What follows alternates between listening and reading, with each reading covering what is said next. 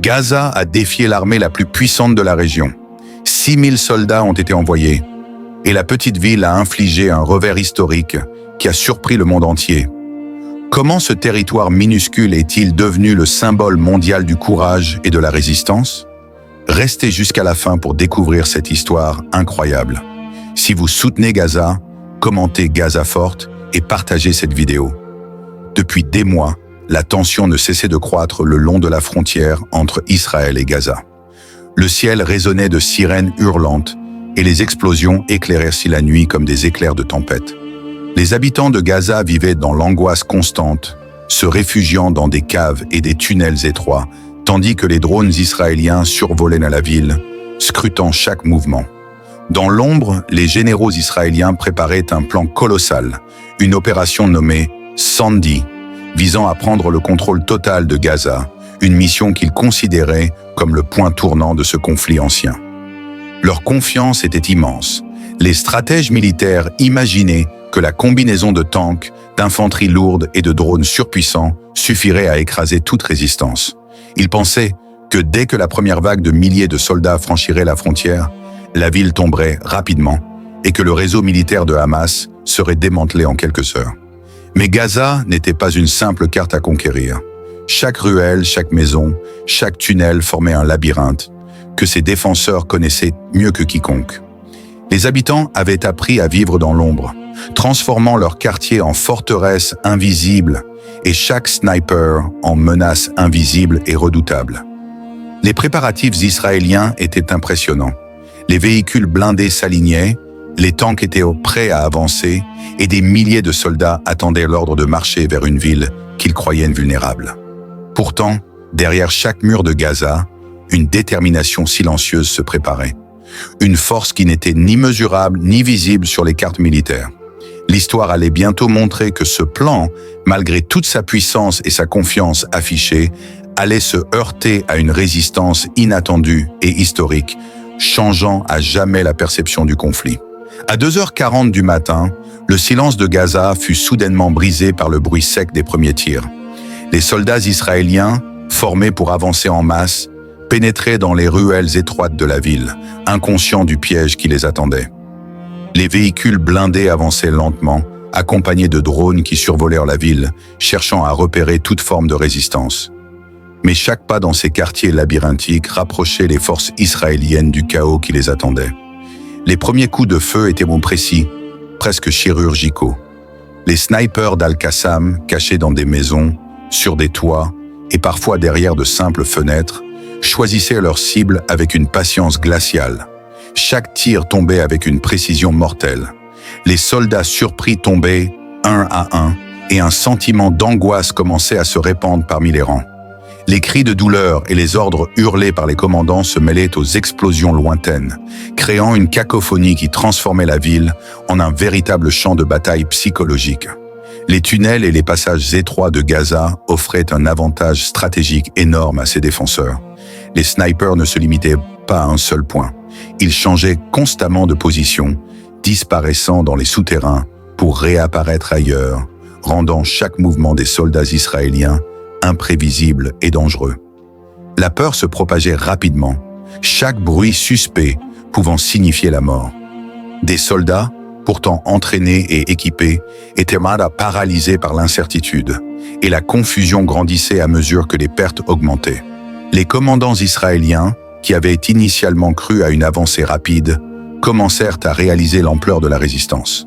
Les tanks qui avançaient derrière les troupes étaient soudainement exposés à des attaques ciblées et des explosions improvisées posées par les combattants de Hamas transformaient la rue en piège mortel. Les soldats tentaient de communiquer, mais les lignes radio étaient saturées par le chaos et les appels au secours.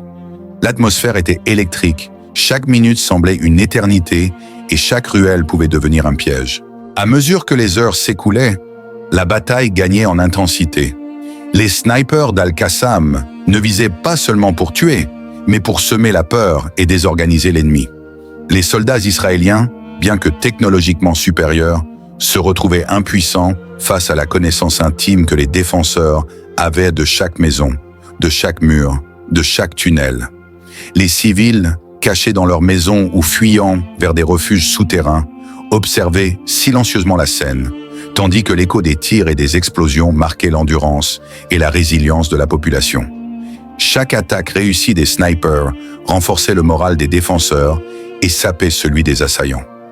Gaza, petite mais déterminée, prouvait que la stratégie, la patience et la connaissance du terrain pouvaient vaincre même la force militaire la plus avancée.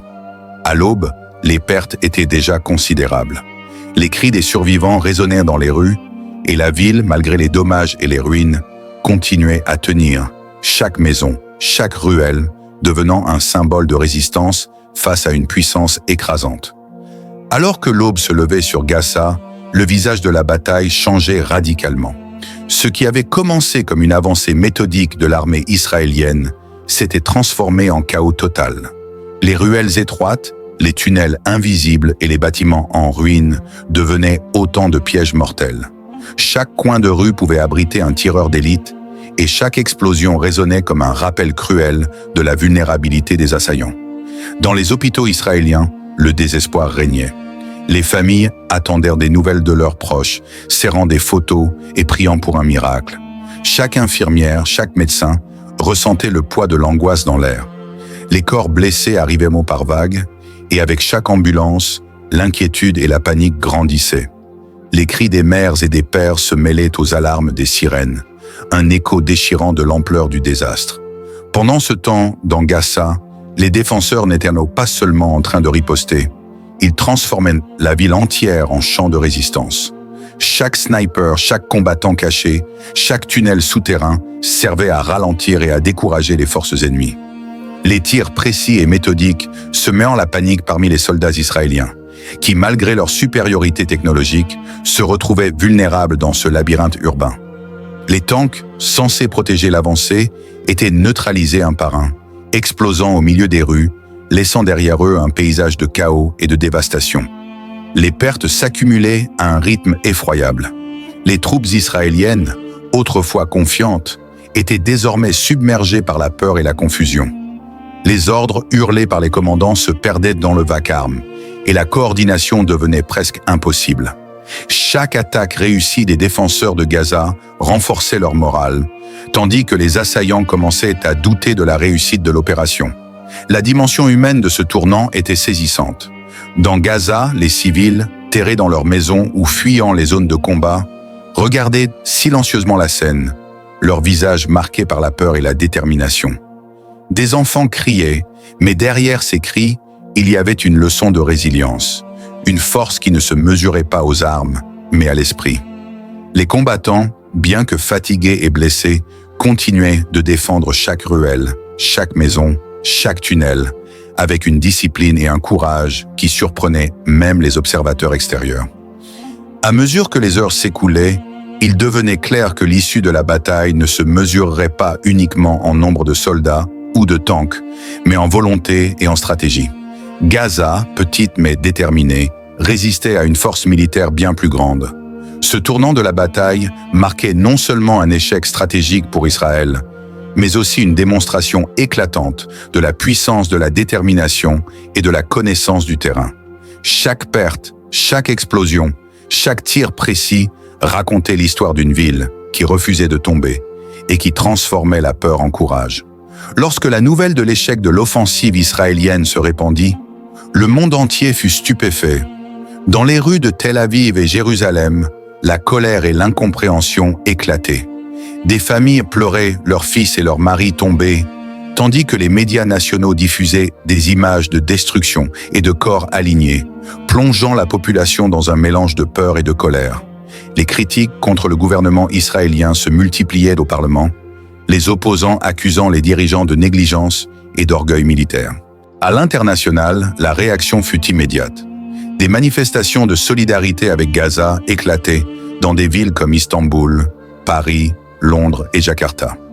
Les bannières palestiniennes flottaient dans les mains des milliers de manifestants, tandis que des slogans résonnaient contre l'injustice et la guerre. La communauté musulmane mondiale s'unissait dans un élan de soutien moral et spirituel, envoyant des prières, des dons humanitaires et des messages de solidarité à la population de Gaza. Chaque photo, chaque vidéo partagée sur les réseaux sociaux amplifiait l'impact, transformant Gaza en symbole universel de résistance. Les médias internationaux qualifiaient cet événement de tournant stratégique et politique. Les experts soulignaient que la bataille n'était pas seulement militaire mais aussi symbolique. Une petite ville, encerclée et apparemment vulnérable, avait démontré qu'une détermination collective pouvait résister à une force technologiquement supérieure. Gaza devenait ainsi plus qu'un territoire. Elle incarnait le courage et la résilience face à l'oppression. Même sous les décombres, l'espoir persistait.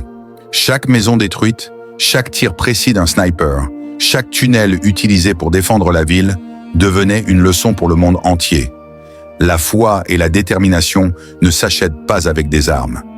Les survivants et les défenseurs étaient célébrés comme héros, non seulement par leurs compatriotes, mais par des millions de personnes qui voyaient en eux la preuve que la justice et la persévérance pouvaient prévaloir face à la puissance brute. Ce message de résistance et de courage résonnait dans chaque coin du globe. Gaza, malgré les ruines et les pertes, était devenu un phare d'inspiration, rappelant à tous que la véritable force ne réside pas seulement dans la puissance militaire, mais dans la volonté inébranlable de protéger sa terre, sa communauté et ses valeurs. La bataille de Gaza nous rappelle une vérité essentielle. La force militaire seule ne suffit pas à déterminer l'issue d'un conflit. Même face à la puissance écrasante de milliers de soldats et de technologies sophistiquées, ce sont la détermination, le courage et la foi qui définissent la victoire réelle. Chaque sniper, chaque tunnel, chaque maison défendue témoignait que la volonté d'un peuple pouvait surpasser la supériorité matérielle. Ce qui s'est passé à Gaza n'est pas seulement un événement militaire, c'est un symbole universel de résistance et de résilience. Il nous invite à réfléchir sur la valeur de la vie, la solidarité entre communautés et la puissance de l'espoir dans les moments les plus sombres. Gaza enseigne que protéger ses valeurs et sa dignité est plus précieux que toute arme ou technologie. Si vous croyez que le courage et la résistance sont plus forts que les armes, laissez un commentaire Gaza forte, likez et partagez cette vidéo pour que le monde sache. Ensemble, montrons notre soutien à ceux qui se battent pour leur liberté et leur dignité. Et rappelons que la véritable force naît dans le cœur de ceux qui refusent d'abandonner.